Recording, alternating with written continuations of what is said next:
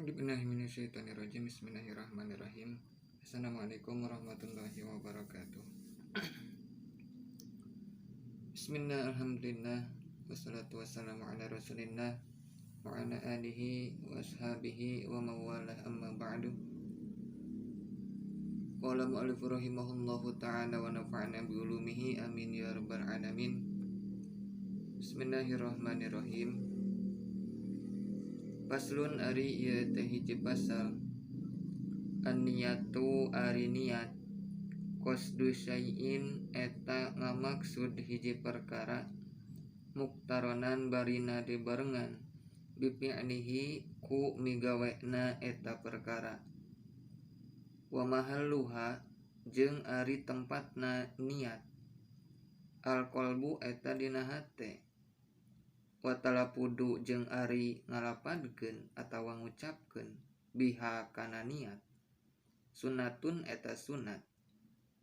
Wa waktuha jeung ari waktuna eta niat, ingda gusli awali juz'in dina nalika ngumbah mimiti juz minal wajhi tina wajah.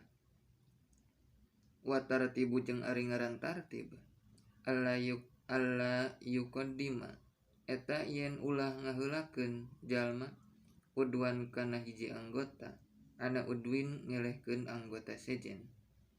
Paslun ari ieu teh hiji pasal. Al-ma'u ari cai, qalilun eta aya anu saeutik, wa kasirun jeung anu loba. Al-qalilu ari cai saeutik, ma eta cai dunal kullataini anu kurang tina dua kulah.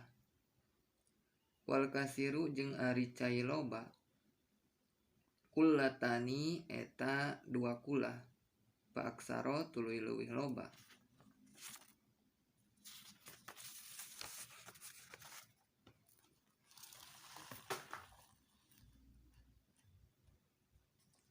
Al-qalilu ari cai saeutik, yatanajasu eta jadi mutanajis, biwuqu'in najasati ku tumibana pirang-pirang najis, pihi dina eta cai. Wa illam yataghayyar jeung sanajan henteu robah itu cai. Wal ma'ul kasiru jeung ari cai anu loba, la yatanajasu eta henteu mutanajis, illa idza taghayyara kajaba di mana-mana robah, naon ta'muhu rasana itu cai, au launuhu atawa rupana itu cai, au rihuhu atawa ambeuna itu cai.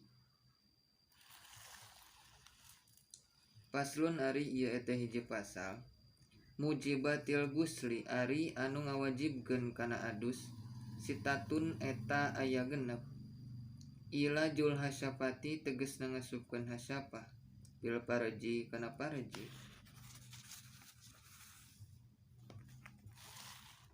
Wa khurujul mani jeung kaluarna cai mani, wal haidu jeung haid, wan nipasu jeung nipas, wal wiladatu jeung ngajuru, wal mautu jeung maut. Wallahu a'lam bishawab. Wassalamualaikum warahmatullahi wabarakatuh.